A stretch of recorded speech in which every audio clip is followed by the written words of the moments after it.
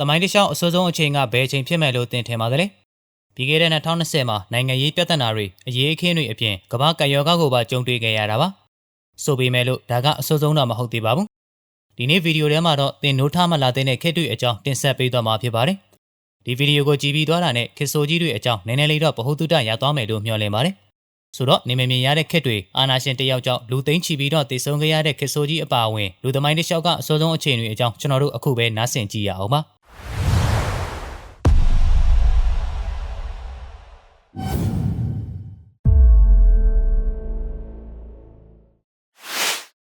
သင်ကအမွှေးရှိစင်တွေရှိတဲ့မြောက်အမေရိကတိုက်1800 BC မှာနိုးထလာခဲ့မယ်ဆိုရင်ကောင်းကင်ဘုံမှာအမီးရှိကျဲကြီးတစ်လုံးကိုမြင်တွေ့ရမှာဖြစ်ပါတယ်။အဲဒီခေတ်တုန်းကလူတွေဟာအာကာသအကြောင်းဘာမှမသိကြသေးဘူးဆိုတော့4 ကီလိုမီတာအချင်းရှိတဲ့ဥက္ကာခဲကြီးကမ္ဘာစီကိုဦးတည်လာနေတာတောင်သိမှာမဟုတ်ပါဘူး။အဲဒီဥက္ကာခဲကြီးကတော့ဥရောပနဲ့မြောက်အမေရိကကိုဝင်တိုက်ခဲ့တာဖြစ်ပြီးမီးတောက်တွေအများကြီးလည်းဖြစ်လာပါလိမ့်မယ်။ပြီးတော့လည်းကမ္ဘာတိုက်ကြီးတစ်ခုလုံးကပါတစ်တော်တွေမီးလောင်ပြီးတော့ထွက်လာတဲ့ပြားတွေရေတွေအငွေ့ပြန်ပြီးထွက်လာတဲ့ရေငွေ့တွေပေါင်းစည်းပြီးလေတူထဲပြန့်နှံ့သွားမှာဖြစ်ပါတယ်။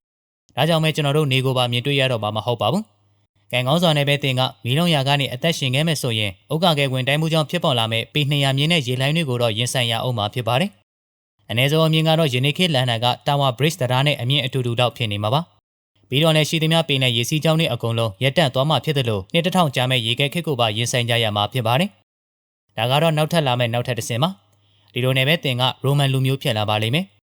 အသက်ရှင်ကြံခဲ့တဲ့မိသားစုတွေစားဖို့ရေခဲပြင်းမှအစာရှာဖွေနေရမှာဖြစ်ပါတယ်။လူသားတွေအစင်းမြင့်လာလေလေတဘာဝဘေးရဲ့နေရထက်ကိုလူတွေကြောင့်ဖြစ်တဲ့အန္တရာယ်ကပိုဆိုးလာတာနဲ့ရင်ဆိုင်ကြရမှာပါ။ဒီလိုနဲ့ပဲ1958ခုနှစ်မှာတရုတ်ပြည်မှာတင်ကလူဖြစ်ခဲ့မဲ့ဆိုရင်တော့လဲဆိုင်ဖို့အတွက်မနက်စောစောထားရမှာတည်ချပါတယ်။ပြီးတော့လည်းအဲ့ဒီနေရာမှာအလုံးလုံးရင်တော့ပတ်စံရမှာမဟုတ်ပါဘူး။ကျွန်တော်တို့ဒီနေ့စောင့်နေတဲ့ဂိမ်းထဲမှာလိုမျိုးအမှတ်တွေရရှိလာမှာဖြစ်ပါတယ်။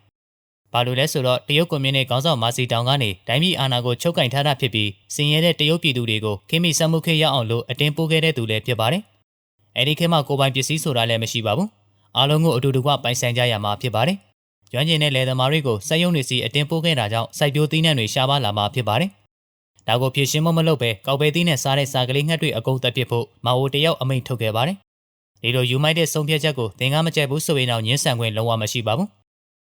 စာကလေးတွေကလည်းမရှိတော့ဘူးဆိုတော့ကျန်းကောင်းတွေတက်မဲ့တရိတ်ဆန်တွေလည်းမရှိတော့ပါဘူး။အဲဒီနောက်တော့အစာရည်စာတွေပုံမိုပြီးတော့ပြန့်နှံ့လာမှာဖြစ်ပါတယ်။နောက်ဆုံးတော့တင်ရောအခြားလူ55တန်းမှာအငတ်ဘေးဆိုင်မှာဖြစ်ပါတယ်။ပြောရမယ်ဆိုရင်တော့ဒီနေ့ခေတ်2020မှာတော့ကြိုက်တာမှစားလို့ရနေပါသေးတယ်။ပြီးတော့လည်းတင်ရဲ့အိမ်ကိုအခြားတစ်ယောက်ကလာသိမ်းမှလည်းစိုးရင်စရာမလိုပါဘူး။ဆက်လက်ပြီးတော့တင်က1492ခုနှစ်မြောက်အမေရိကကမ်းရိုးတန်းမှာနေတာဆိုရင်တော့တခါမှမမြင်ဘူးတဲ့လူစိမ်းတွေကတင်းစီကပစ္စည်းတွေကိုလာတောင်းမှာဖြစ်ပါတယ်။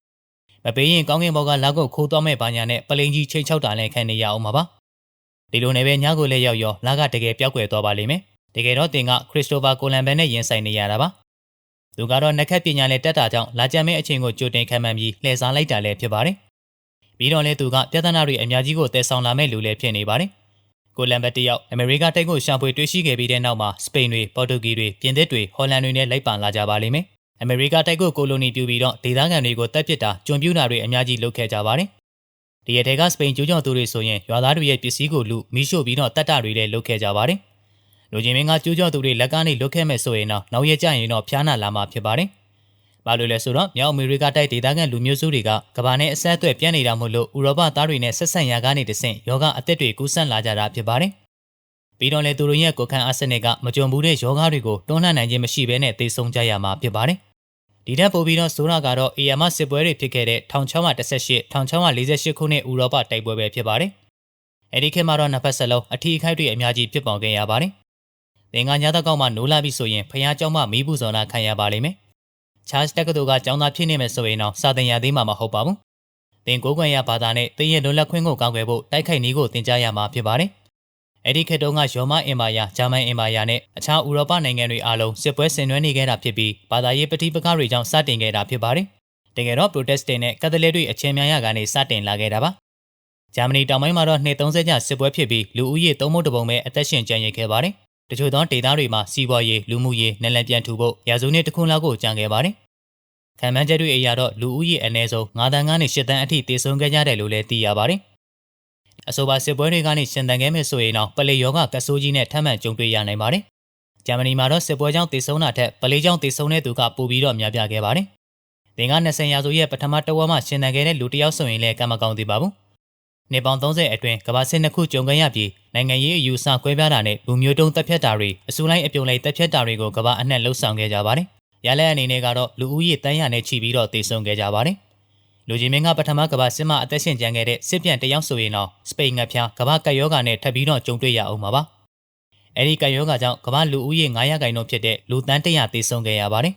။သမိုင်းတစ်လျှောက်အဆိုးဆုံးပရိပက္ခကတော့ဒုတိယကမ္ဘာစစ်ပဲဖြစ်ပါတယ်။စစ်ပွဲကြောင့်လူတွေအများကြီးတည်ဆုံခဲ့ရတယ်လို့နာဇီတွေကဂျူးလူမျိုးတွေရိုမန်စလာဗေးလူမျိုးဂျာဟိုဗာလူမျိုးတွေလိန်လူကြိုက်သူတွေနဲ့ကိုလဲအင်ကချုပ်ရင်းသူတွေစင်ရောကရှိသူတွေကိုတပ်ပစ်ခဲ့ကြပါတယ်။ဒီနေ့တွေအတွင်းမှာတင်တည်ဆုံသူပေါင်း18တန်းအနည်းဆုံးရှိခဲ့တယ်လို့သိရပါတယ်။တကယ်တော့လဲနာဇီတွေကြောင့်လူတွေအစုလိုက်အပြုံလိုက်တည်ဆုံခဲ့တာတော့မဟုတ်ပါဘူး။1945ခုနှစ်ဩဂတ်လ6ရက်နေ့မှာအမေရိကန်ကဟီရိုရှီမာမြို့ပေါ်ကိုအတံဘုတ်တစ်လုံးကျဲချခဲ့ပါတယ်။ပောက်ကွဲအားကတော့ TNT တန်ချိန်ပေါင်း1000ဝဲပောက်ကွဲတာနဲ့ညီမျှလို့အပြစ်မဲ့ပြည်သူများစွာတည်ဆုံခဲ့ရပါတယ်။ပြီးတော့လည်းအဆောက်အဦ80ရာခိုင်နှုန်းပျက်စီးသွားပြီးတော့လူ3,400,000လောက်တည်ဆုံခဲ့ရပါတယ်။ပြီးတော့လည်းရှင်သန်ကြံရစ်သူတွေကကင်ဆာနာတာရှည်ရောဂါနဲ့အခြားသောဓာတ်ရောင်းကြီးသွေးမှုလက္ခဏာတွေကိုတက်သက်လုံးခံစားသွားရပါတယ်။ဒါကြောင့်မေတင်က1939 1945ခုနှစ်အတွင်းမှာအိပ်ပျော်သွားတယ်ဆိုရင်ပြန်နိုးလာဖို့ဆိုတာလုံးဝမသေးကြတော့ပါဘူး။ပြောရမယ်ဆိုရင်တော့အိတ်နေရင်နဲ့တည်ဆုံသွားမှာဖြစ်ပါတယ်။တစ်ဖက်မှာလူကြီးမင်းရဲ့အိမ်ကမီးလောင်သွားတာဒါမှမဟုတ်ပောက်ကွဲသွားတာတွေဖြစ်နိုင်တယ်လို့တင်းကိုတင်းရောက်ကတတ်သွားတာလည်းဖြစ်နိုင်ပါတယ်။ဟုတ်ကဲ့ပါဒါတွေကတော့ခစ်ဆိုးကြီးတွေအကြောင်းတမိုင်းကြောင်းနဲ့တကွတင်ပြပေးခဲ့တာဖြစ်ပါတယ်